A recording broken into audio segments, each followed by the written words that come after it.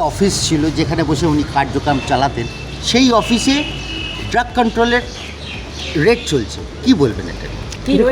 দেখুন ওইটা তো ড্রাগ কন্ট্রোলের বিভাগ, ওনাদের ব্যক্তিগত ব্যাপার। ওর মধ্যে আমাদের বিজেপির পক্ষ থেকে কোনো ইন্টারফারেন্স থাকবে না।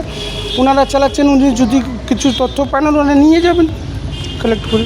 ভেতরের খবর দেখা যাচ্ছে যে পুলিশ নিজে বসে থেকে, বেলুড় থানার পুলিশ নিজে বসে থেকে বহু পেটি ওখানে জমা হয়েছে, যেগুলো ওরা খুলে খেলে দেখছে।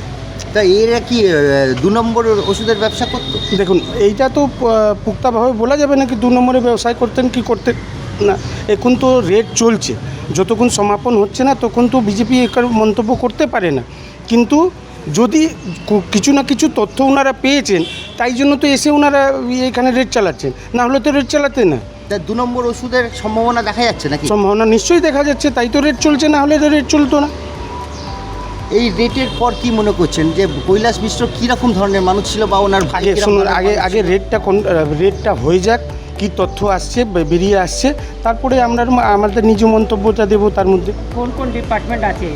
এখন ড্রাগস কন্ট্রোল আছে, ওইখান থেকে বেলুড় থানা পুলিশ আছে, আর ওনারা রেড চালাচ্ছেন। রেডটা শেষ হয়ে যাওয়ার পর যদি কিছু পাওয়া যায় তাহলে বিজেপি মন্তব্যটা দেবে। আপনার নাম? বিনীত পান্ডে, ভারতীয় জনতা পার্টি হাওড়া জেলা এক্সিকিউটিভ মেম্বার।